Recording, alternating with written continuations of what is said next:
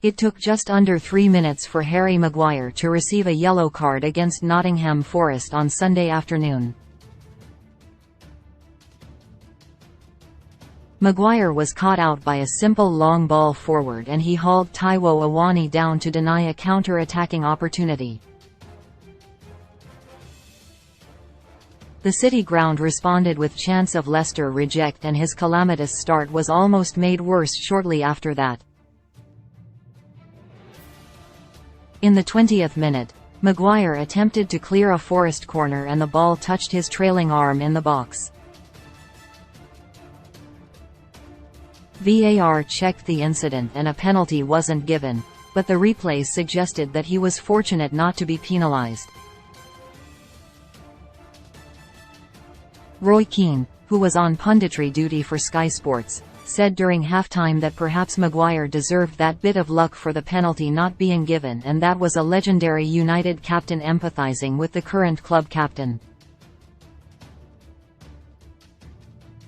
Maguire endured the worst season of his career last year, but he was certainly not the only player guilty of that in the dressing room. He's since unfairly become a convenient scapegoat and the butt of jokes when those displays should be behind him. Keane was among the most prominent voices to criticise Maguire last year, but the club has moved on, and so should the narrative surrounding a player who might be limited but who can still have a crucial role to play this season.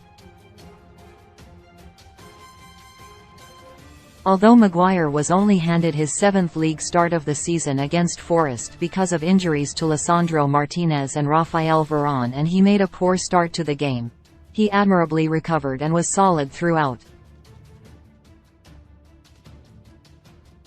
Forest have scored the joint fewest goals this season, but they were not allowed to record a single shot on target in the match, and Maguire played his part, alongside his former regular partner Victor Lindelof, in contributing to the clean sheet. The centre-back's recovery in the game was made more impressive by his mental resilience, which was previously questioned.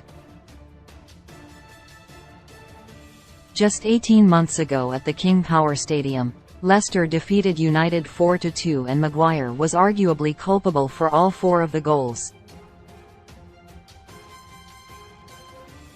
Leicester fans booed Maguire's every touch from the first whistle, and he looked unnerved by the jeers.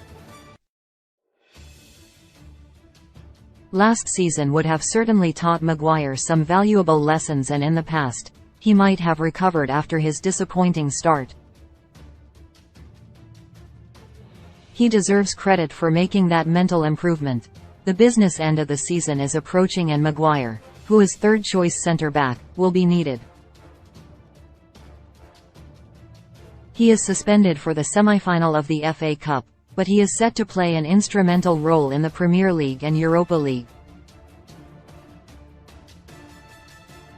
It's possible the coming weeks could be Maguire's last at Old Trafford, and, with the first-choice centre-backs sidelined with injury, he has a chance to salvage his reputation to some extent among fans, who defended his display at the weekend. There is recognition among level-headed supporters that Maguire can receive unjustified criticism, and there has been pushback against the scapegoating of him, but the player needs to keep on delivering on the pitch for that to continue. Maguire finally won his first trophy since joining the club in February, and the FA Cup and Europa League remain realistic avenues for more silverware, which means if he does leave this summer, he will depart on the back of a successful season. His time at the club won't be remembered with great fondness, however. Maguire's performances in what could be his potential last few weeks at United, which could help decide whether another trophy is won, will have an impact. The away support sang "You've Seen Maguire." Now off home at the end of the match against Forest on Sunday. United fans were defending their own, and the relationship between both parties could yet heal some more. Now